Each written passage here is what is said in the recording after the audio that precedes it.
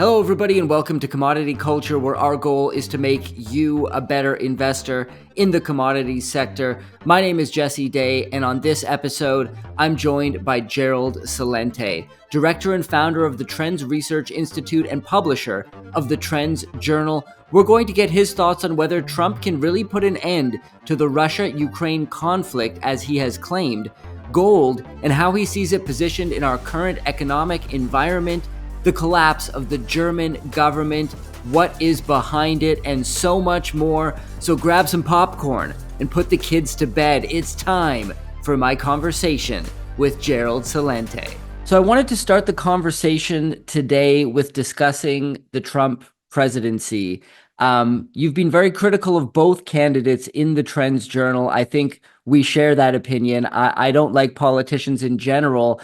And there's been a lot of hyperbole surrounding President Trump getting elected, bringing RFK into the fold, Elon Musk talking about, bringing free speech to the fore, cleaning up the CIA and the FBI, all these types of things. What are your thoughts? Is this all smoke and mirrors, or is Trump going to save America? Well, some of it's true and some of it's not. I mean, he's talk about the CIA. Look at the guy he brought in, a real right winger, again, he brought in a bunch of warmongers. Huckabee as the Israeli ambassador to United States ambassador to Israel. This guy said there's no such thing as Palestine. It never existed. That they're God's chosen people. One after another, all of these, pro-Zionist people that he brought in. And then he says he's going to end the war in Ukraine in 24 hours. So we'll see when he gets elected in 24 hours if it's over. And again, Trump, he speaks one thing and does another. Like, for instance, but not doing another, but the facts. He's going to cut taxes. I'm going to cut taxes. Are you going to cut taxes like you did in 2017 when you cut taxes for the big corporations? And you spewed out the crap that they were going to use this money for capital improvements? Oh, and it's going to rebuild America, make America great again? No. 2018, biggest year of stock buybacks on history. That's what they did with the Dow. So, Trump is, for Trump and for the corporations. So we'll see what happens. He'll probably throw us plantation workers of Slavelandia, some little deals. But on the big scheme, it's all for the bigs. And again, look at the people he brought in. Look at the warmongers he brought in as Secretary of Defense. Look at the little clown boy, Marco Rubio. Go back to 2016 when Trump was running for president and they had these debates and he's making fun of little Marco Rubio. A little clown of nothing. Another warmongering, pro-Zionist little boy. Again, all these, they, like a guy like Rubio and the rest, they talk big. They couldn't fight their way out of a paper bag, but they love war. So anyway, that's where I see Trump going.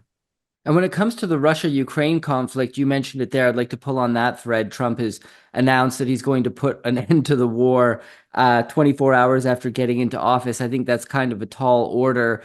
What are your thoughts there? Do you think that's a real possibility, given his previous, at least somewhat amicable relationship with Putin? And overall, how do you see the war in Ukraine playing out at this point? I've heard a lot of reports that things are not going well for Ukraine. It looks like a Russian victory is all but assured. I wonder what your thoughts are on that. Go back to our Trends Journal 2 days before the Ukraine war began. It was February 22nd, 2022, Trends Journal. The war began on the 24th.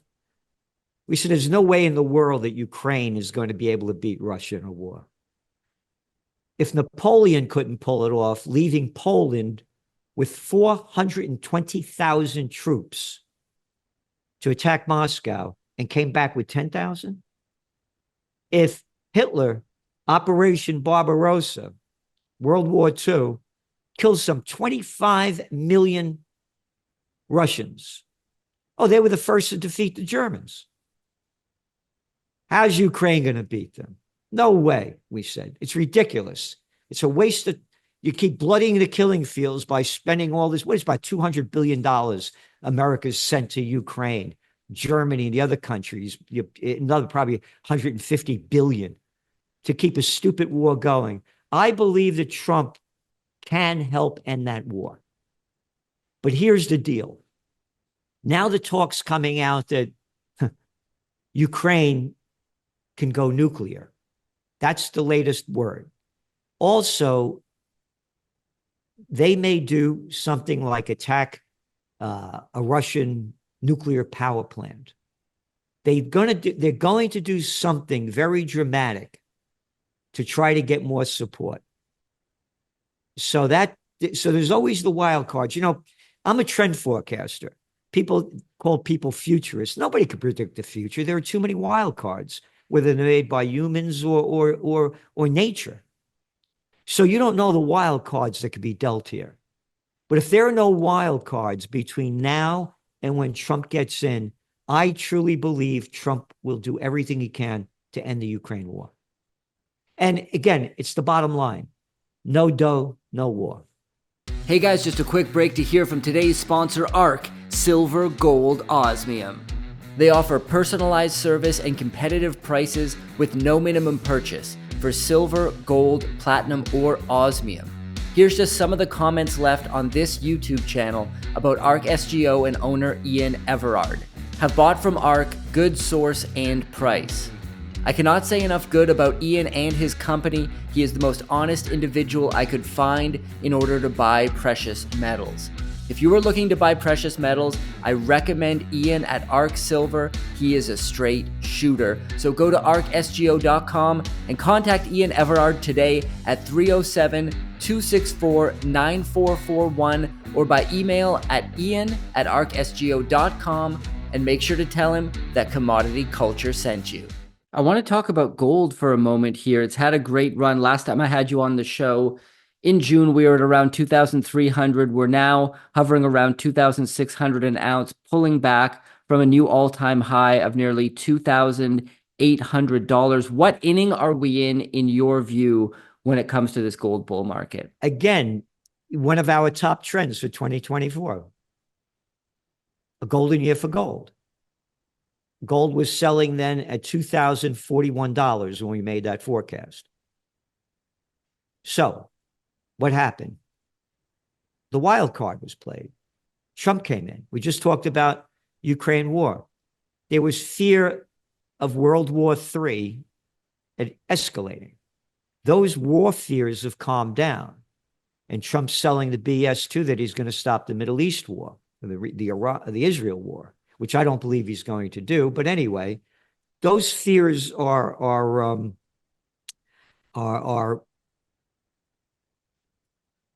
calming down. Here's some data. Gold's down 5% since Trump came in. That's exactly in line what happened when he came in 2016. Then it went down almost 12%. Because he sells the line that it's going to be pro-economy. And the dollar's getting stronger rather than weaker. Silver was down 13% after Trump's 2016 election. So, here's the deal as I see it. Trump is going to do everything he can to pump up this economy. Because all he's interested in is the bottom line, more money for him. And more money for him means a better stock market. And how do you get a better stock market? Let's go back to 2018. I know that's ancient history, but we'll go to December. The S&P 500 and the Dow were down 10% in 1 month, 2018. What did Trump do? He forced Jerome Powell, the Fed head, to lower interest rates. Boop, markets skyrocketed. What happened? Oh, remember the repo crisis? Oh, no, we forget about that. Oh, that was in September 2019, from artificially propping up the markets. Let's go back to the COVID war. Trump called a state of emergency in America on March 13th, Black Friday, 2020. What did he do? Pump trillions of dollars into the economy and force the feds to lower interest rate to zero to artificially boost up the economy. So going back to the markets, I believe he's going to lower interest rates. If he lowers interest rates, the lower interest rates go, the deeper the dollar falls. The deeper the dollar falls, the higher gold prices go up. And again, right now with Trump in, came up, the dollar got strong again. It hit like a year high. So that's the story. You don't know what's going to happen, but that's if he keeps playing the same cards he's played before, that's the bet. Well, it's not only the dollar, but the broad market that also soared after President Trump got elected. We saw the S&P, the Nasdaq, and the Dow Jones all soaring to new all-time highs once again. There's been a lot of talk about how the broad market is in a bubble that's set to collapse, whether it's inevitable, whether it's imminent in the long run. A lot of people are of that consensus, and yet here we are once again. It seems like maybe we should all just pile into Nvidia at this point. What are your thoughts on the broad market right now? Again, as I said, he's going to do everything he can to keep pumping it up. Everything. And it means lower interest rates. That's how you keep it going. Again, you look at the election. By the way, I got the election wrong. I thought Harris was going to win. And the reason I thought, again, we only go by data. You go back to Howard Trend's journal in May of 2022. That's when the midterm elections started heating up in America. And then, of course, they voted in November. Inflation was 9%. Biden's ratings were in the toilet. The Republicans did lousy in the midterm elections. You know why? One issue, abortion. They were anti-abortion, and that's when Harris hit the campaign trail. We wrote about it as it was happening in 2022. We thought abortion would be a major issue again. Now, we're going back to talk about what you're talking about, the economy. You look at the data coming out from the surveys of America's consumers' attitude. It hit a 4-year high and has been up in the last 4 months before the election. We thought she'd get the black vote because go to the web, people say, oh, she's not black. I'm not saying what color she is. I'm using her language. Go to the White House and she calls herself a black American, an Asian ancestry. Anyway, we thought she'd get the black vote. Oh, she's Jamaican. We thought she'd get the Latino vote. She didn't get any of the votes. She went down on all of them. Matter of fact, there were 10 million, about 10, 11 million less Democrats that went out to vote in this year than in 2020 when Biden ran against Trump. Why? You look at the polls when they left the election, after they voted. It's the economy. People are suffering. So Wall Street has nothing to do with Main Street. And the people are going down. That's why he won. That was the major issue.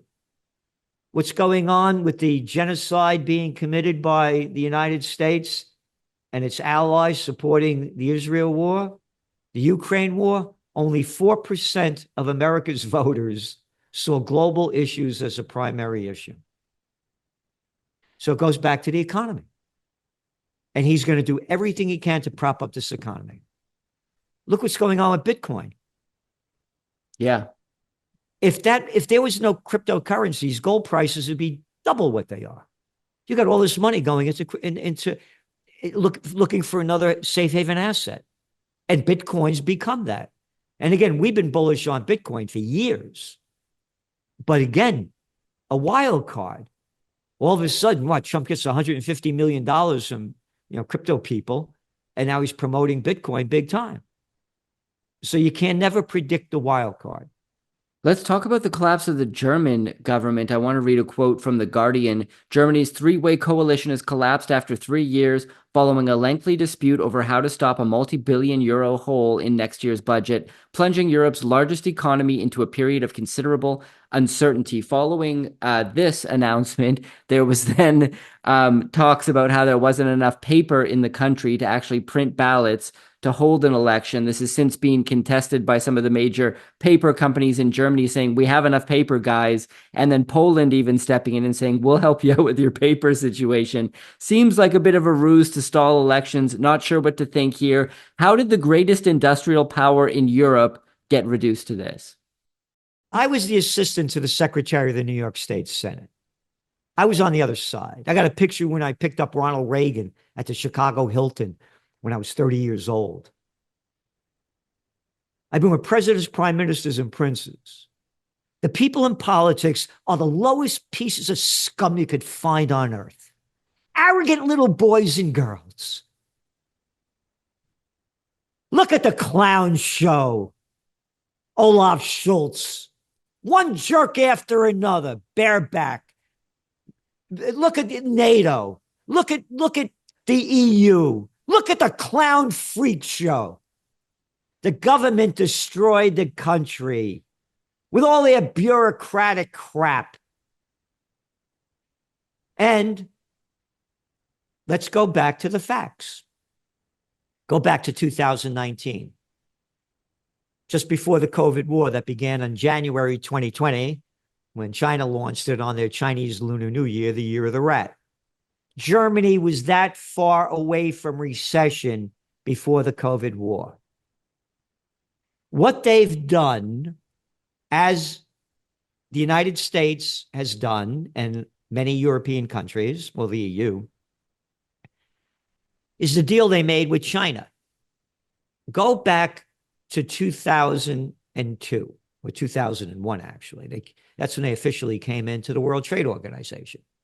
Look at China's GDP going up to 2000. It's like this. They get in the World Trade Organization, it skyrockets. How come? Germany, one of the most advanced industrialized countries, United States, tech, they all go to Europe, to China, giving China all the manufacturing and high-tech skills that they never had, opening up factories there. And by the way, the deal was you could only own 49% of it. The Chinese owned 51%. They gave China everything they needed, everything that they needed to take their manufacturing away from them. They caused their own problem. And now China doesn't need Germany to export products to them. They got their own. Look at the luxury market, tanking. They're like, why? Well, the Chinese economy is way down because of their 3 years of zero COVID policy. And then they were big buyers. So what I'm saying is they did it themselves by allowing China into the World Trade Organization. They were booming with Volkswagen, all these companies, BMW, with the Chinese buying up these cars as their economy is booming. Now they're making their own. They don't need you. So that's what happened. It's as simple as that. And again, it was going down before this. Did any of the green energy policies play a role in this? Their decision to shut down their nuclear capacity, to switch to burning lignite coal, the dirtiest coal imaginable, trying to go all in on wind and solar when the weather in that country generally is not favorable for that. Did that play into things here? Yeah, it played into it to some extent, of course. Again, as I said, the bureaucracy all around the world is disgusting. Bureaucrats are pieces of slime that can't get a job and make money in the real world, so they get into the political system. Again, I was there. I know what it looks like. When I quit, none of my friends could believe it. I said, I'm not going to be a part of this junk. So, and then they become the most arrogant. They become the most arrogant. You do what we tell you to do. I'm the government. You're just a piece of crap. We tell you what to do. All right? So they destroyed the country. And it's only going to get worse. Germany's what? The third largest economy in the world, and it's going down, and it's not going to recover.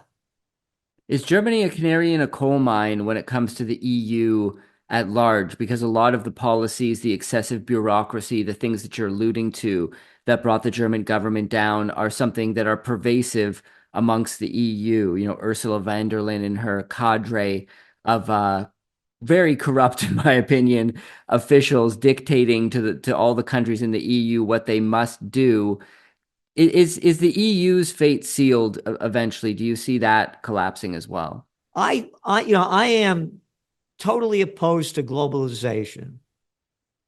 Let France be France, Italy be Italy, Spain be Spain, Germany be Germany, Austria be Austria. Let every country be their own. Again, this is they again. I remember when they went into the euro. I had friends from the Netherlands, and the father came over, mother and father came over, and they were, about, 30 years older than me. The reason that they pushed the euro back then, people forget this, is that they figured, and the same with the whole NATO thing, that if all the countries were united, there would not be war. And these people that pushed it grew up during World War II. They lived through the horror of it. And they believed by unifying a currency, countries wouldn't fight against each other. Again, this is in ancient history. World War II is not that old. World War I isn't that old. And just keep going back. All the wars going on in Europe. So people believe that the euro would unite them. It's destroyed them. It's destroyed them. So I believe at some point there's going to be more and more populist parties and more of a pullback from the unionization of Europe. It would be such a beautiful thing if European countries were allowed to be independent. I just think that would open up so many possibilities, and the EU has overstayed its welcome, in my opinion. Yeah, there's been a lot of talk where, speaking of the collapse of the German government, collapse of the EU, the UK also doesn't seem to be doing very well right now. The end of Western hegemony, a lot of people talk about this, the rise of the BRICS nations. I know we've discussed that before on this show. I wonder, as we sit here today, what your thoughts are on the East versus West debate, on, the dollar eventually potentially losing its reserve currency status. And does a Trump presidency change the picture at all in that situation? Again, the Trump picture will change by lowering interest rates, and that's going to bring the dollar down. When the dollar goes down, gold goes up. And this is the world has had enough of the United States hegemony, economic and geopolitical. Look what just happened in Peru. They built this huge port for shipping. Huge. China built it. So, yeah, China's going to do less business with America because of the 60% tariffs that Trump is going to dump on it. But they're going to South America. They're spreading through Asia. They're spreading through Africa. The BRICS are real. It's the beginning of the end of United States hegemony. This country became the country that our founding fathers fought against. Great Britain, where the sun never sets on the British Empire. Oh, by the way, Trump is going to increase the defense budget. Mr. Piece of crap, if you increase the defense budget. It's like $1 trillion, over $1 trillion when you put in the CIA and everything else. Anyway, China is spreading around the world. The BRICS have had, as I said, enough of United States hegemony. We became the country we hated, the UK, but here's why. The sun never sets on the British Empire. You have to say it properly. You have to speak properly when you're killing people and stealing and robbing. They destroy their economy with all their wars. End of story. The economy died because of their wars. Go back to World War I. After World War I, the pound collapses. and the dollar gained strength because America was skyrocketing back then. We became the UK. All our wars, the countless hundreds of trillions of dollars spent since the end of World War II. There once was a man by the name of Dwight D. Eisenhower, 5-star general, Supreme Commander of the Allied Forces, 2-term American president. He warns the American people, this is a real man, that the military-industrial complex is robbing the nation of the genius of the scientists, the sweat of the laborers, and the future of the children. Here we are. You should see how rotten this country's become. The roads are all potholes everywhere. Bridges are collapsing. Go down to New York City, and I'm a city guy. Homeless people everywhere. People drugged out in front of you. Garbage all over the streets. People afraid to go out at night. I'm down a city I'm up in Kingston, New York. This is the first capital of New York State. And I'm about 90 miles away. I'm down a city last week. I ain't getting the cabs. I keep asking the cab drivers, what's going on? 12:30 at night, New York City's dying. When I was a young guy in the city, we were going out at 1 o'clock in the morning. 12:30, older people my age, nobody out at night anymore. Only younger people. The thing's going down big. And again, going back, they've had enough of America, and America's destroying itself. So yes, I believe there's going to be, at some point, the dollar's not going to be the major currency anymore. But again, it has to be a new currency, a BRIC currency, because China ain't going to make it either, because they destroyed their country by their 3 years of zero COVID policy. And I want to make this clear too.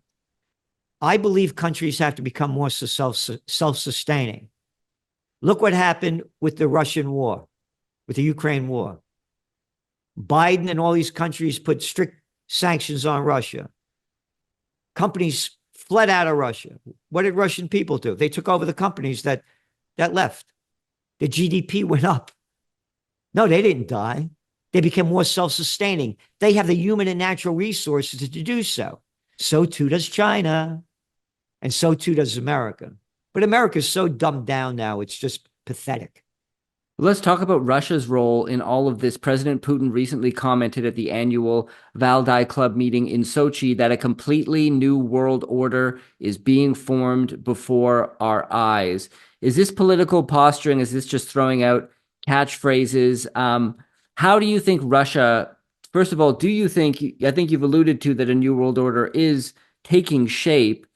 How is Russia going to play a role in your view? Again, they're a major power. Everybody should, if you want, not everybody, but listen to the speech by President John F. Kennedy, June 1963, to graduating students at American University. It's all about peace. And he starts talking about the Soviet Union. He said, no people suffered more during World War II than they did.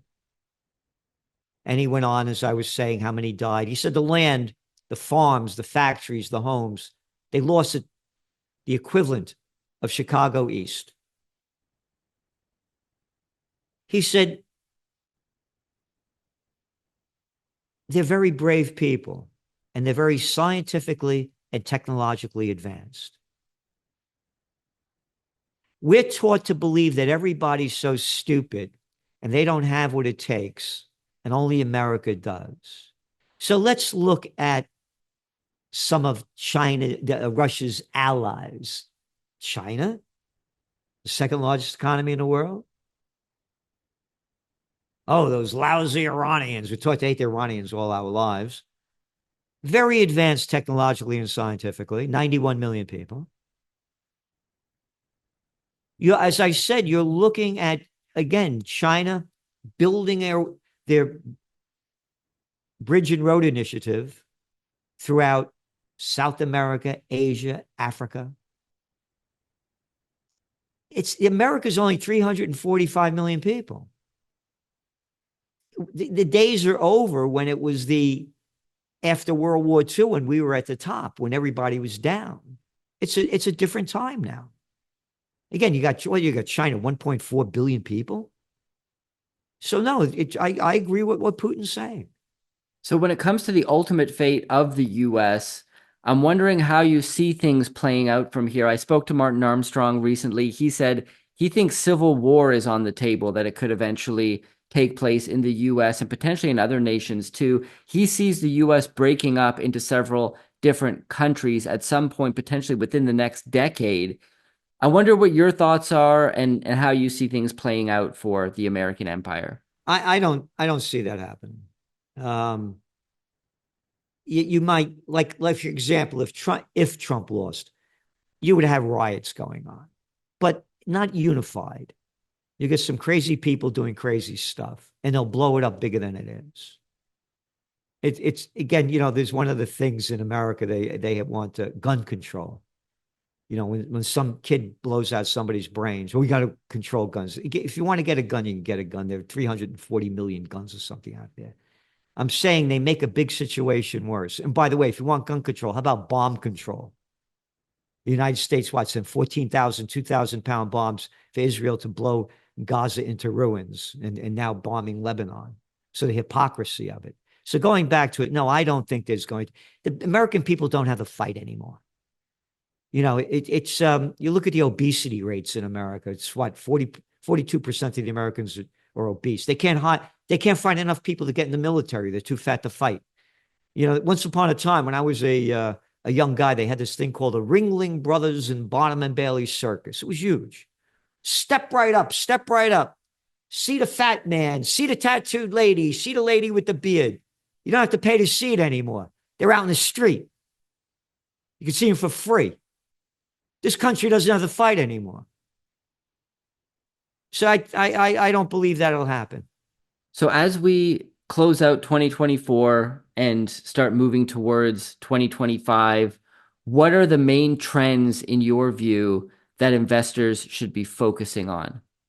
Understand what's going in the Israel war. People take sides. I get stupid mail, because I'm against the war. I launched Occupy Peace, by the way, over a decade ago. I had major rallies up here in Kingston, New York. And Scott Ritter, Judge Napolitano, top people. So I'm against war. So because I'm against war, I get an email that says, I'm Jewish and I support Israel. Okay. I'm Italian, I support Mussolini. I'm German, I support Hitler. I mean, how stupid can you be? How stupid can you be? How about supporting peace? So, that's my major concern is war. Because one of my sayings is when all else fails, they take you to war. Again, you could go to history today. Type in anybody, go to Google, type in Franklin Roosevelt seizes Japanese assets. July 26, 1941. July, August, September, October, November, December, Japan bombs Pearl Harbor. So let's go back to 1946. Again, history today, mainstream. Franklin Roosevelt seizes all Japanese assets in America. You know why? Those dirty Japanese invaded French Indochina. Wait a minute. French Indochina? What the hell are the French doing in Laos, Cambodia, and Vietnam? Oh, we're stealing their rubber, their tin, rape, pillage. We're the French. We're the French Foreign Legion. Algeria, we could go anywhere and steal and kill what we want. Hey, wait a minute. I'm an American. What the hell do I care about this? The Dutch and the English, again,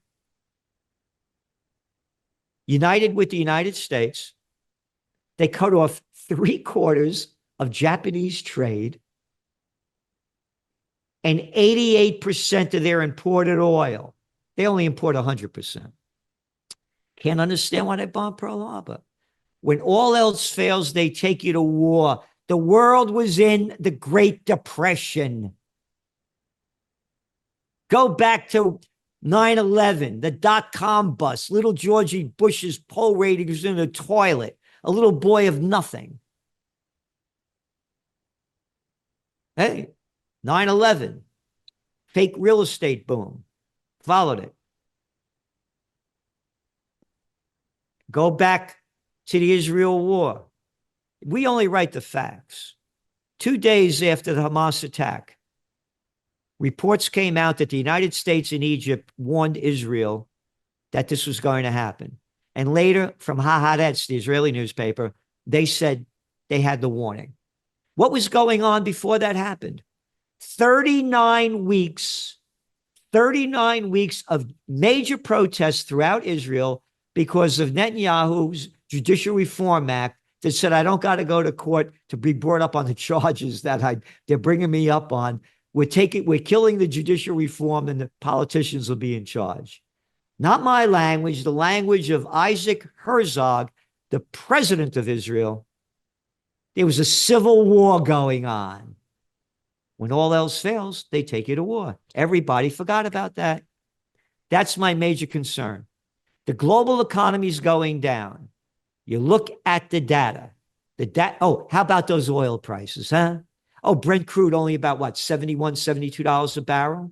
Because demand is way down. Why is demand down? Take a look at, even before Trump came in, the decline of copper prices, of platinum, palladium, one after another, all going down. Oh, they call it Dr. Copper because copper is used in everything from high tech to heavy industry. Demand. That's my major concern, war. Nobody, again, Trump talks peace. We'll see if he's a piece of crap or he delivers. If he delivers the peace, you can see positive economic growth. If he doesn't, my major concern is more war. And there's a thing called the Samson option, by the way. Again, all Israel is a bully, picking on little kids. What do you got? Tiny little Gaza. What is it, about the size of Manhattan? Oh, we're bombing the hell out of Lebanon. Oh, let's see, 5.7 million people in a country the size of Connecticut. And what is the United States so far? He's given them $20 billion plus in weapons to keep this war going. What do they got in Hamas? They got rifles. What do they got in Lebanon? They got nothing. They don't have the tanks, the weaponry to fight back. Oh, you're going to beat Iran? 91 million people? And what do you got? 9 million people in Israel? Oh, and about 10? And you got about 2 million of them are Arabs. So you got what, about 7 million, 8 million people? 8 million against 91 million? Who's going to win? There's a thing called the Samson option. SAMSON, look it up if you don't know it. Israel says if they lose, they go nuclear. And they have between 200 to 400 nuclear warheads. That's my major concern. And I want peace on earth. I'm a warrior for the Prince of Peace. I fight for peace. I put my money where my heart and soul are. Well, this has been a fantastic conversation, Gerald. Thank you so much for joining us today. Tell us about the Trends Journal, where it is people can find that and what it is you do there. Well, it's a weekly magazine. It averages almost 100 pages a week. No ads. Nobody tells us what to do. It's only $2.50, 56 cents a week, nothing. And we cover everything from geopolitics, economics, technocracy, high-tech science, AI. Again, you read what you want. You can listen to it, rolling pages. You can print out the PDF. We're giving, again, these are some of my books. Trends 2000, international bestseller. Trend tracking, far better than Megatrends Time magazine. I've been at this going on 45 years. You don't always get everything right. Nobody does. But we'll put our track record up against anybody in the world. Again, you look at one of our top trends this year, EVs go FU. Oh, you see EV sales going way down? We warned about this going back to 2017, that this is not the answer. So we don't sell the hype like the prostitutes do, the media whores that get paid to put out by their corporate pimps and government whoremasters. We give you the facts, only the facts and data. We give you our trends analysis, our trend forecasts, and the bottom line is think for yourself. Great. Well, I will It's trendsjournal.com, trendsjournal.com. Great. There will be a link in the description below. If you guys click that and use the coupon code commodity, you will get 10% off your subscription for the Trends Journal for viewers of this show. Thank you once again, Gerald. It's always a blast having you on the show. Thanks for having me. I appreciate it. And thank you for joining us today. This episode was brought to you by ARC Silver, Gold, Osmium for all your precious metals needs. Head to arcsgo.com and contact owner Ian Everard today at 307-264-9441 or by email at ian@arcsgo.com, and make sure to tell him that Commodity Culture sent you. And I'll see you guys in the next episode. Commodity Culture is a series on commodities and natural resources. If you would like to see more, be sure to subscribe and hit the bell notification so you're always up to date with the latest episodes.